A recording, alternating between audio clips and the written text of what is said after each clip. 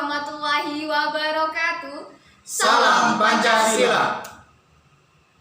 Kami dari Delegasi Sekolah Tinggi Ilmu Hukum Jenderal Sudirman Lumajang dalam kompetisi debat penegakan pemilu antar perguruan tinggi se-Indonesia yang kedua tahun 2022 yang diselenggarakan oleh Badan Pengawas Pemilu Republik Indonesia.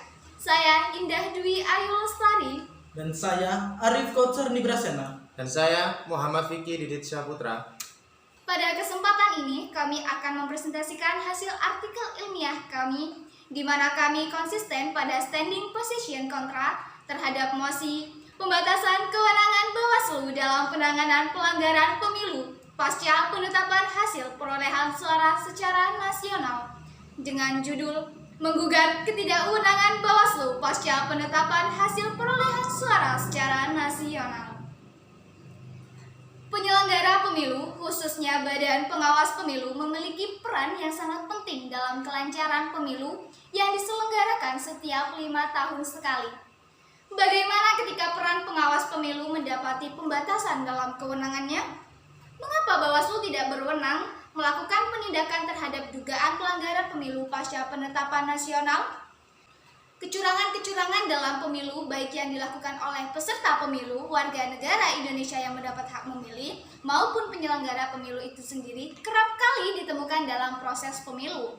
Kami mengangkat contoh kasus seperti yang terjadi di Mamasa, Sulawesi Barat, dilansir dari laman metrotvnews.com, Kamis 26 Agustus 2021. Seorang DPRD Kabupaten Mamasa, Sulawesi Barat ditahan Kejaksaan Negeri Mamasa dalam kasus pemalsuan dokumen ijazah pendaftarannya sebagai caleg pemilu 2019. Oknum anggota DPRD yang telah berstatus tersangka ini diancam hukuman 8 tahun penjara. Pemalsuan dokumen termasuk ke dalam pelanggaran tindak pidana pemilu. Pemalsuan dokumen persyaratan administrasi calon peserta pemilu telah diatur dalam pasal 254 Undang-Undang Nomor 7 Tahun 2017 tentang Pemilu.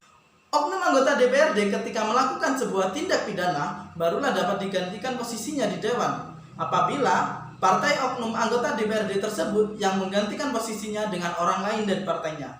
Namun, bagaimana ketika partai oknum anggota DPRD ini tidak mengambil tindakan apa-apa?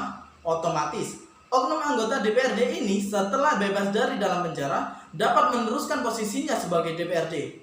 Apakah etis apabila wakil rakyat adalah seseorang yang sudah terbukti melakukan kecurangan akan tetapi masih diberikan keleluasaan di posisinya?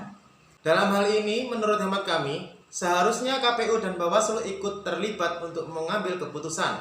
Satu-satunya yang bisa membatalkan hasil pemilu atau mengganti posisi dewan yang terpilih yang melakukan tindak pidana selama proses pemilu selain partainya, yakni KPU. Harusnya dalam hal ini KPU dan Bawaslu mengambil tindakan sebab oknum dewan tersebut melakukan pelanggaran tindak pidana pemilu saat proses pemilu berlangsung yang pada dasarnya itu masih dalam wilayah kewenangan KPU dan Bawaslu. Dalam hal ini, kami menggugat ketidakwenangan Bawaslu pasca penetapan perolehan hasil suara secara nasional, di mana Bawaslu sebagai badan pengawas pemilu harus tetap menerima, memeriksa, menindaklanjuti terhadap laporan dugaan pelanggaran pemilu, serta meneruskan status laporan dugaan pelanggaran pemilu kepada Komisi Pemilihan Umum dan Kepolisian Negara Republik Indonesia. Hal ini dilakukan karena tindak pidana pemilu oleh yang bersangkutan dilakukan ketika proses pemilu berlangsung, sehingga itu masih dalam ranah kewenangan Bawaslu. Terlepas dari sebelum atau sesudah ditetapkannya hasil perolehan suara pemilu secara nasional. Dalam kasus di atas, Bawaslu harus memberi rekomendasi kepada KPU untuk mencoret dan memberhentikan yang bersangkutan dikarenakan sudah cacat prosedural, yakni terkait pemalsuan dokumen negara berupa ijazah palsu yang menjadi persyaratan mutlak bagi seorang calon legislatif. Sedangkan dalam konteks pemalsuan ijazah palsu tersebut, pihak Kepolisian Negara Republik Indonesia harus segera memprosesnya dalam rangka penegakan supremasi hukum. Sekian dari kami, bersama rakyat awasi pemilu, bersama Bawaslu tegakkan keadilan pemilu. Wassalamualaikum warahmatullahi wabarakatuh.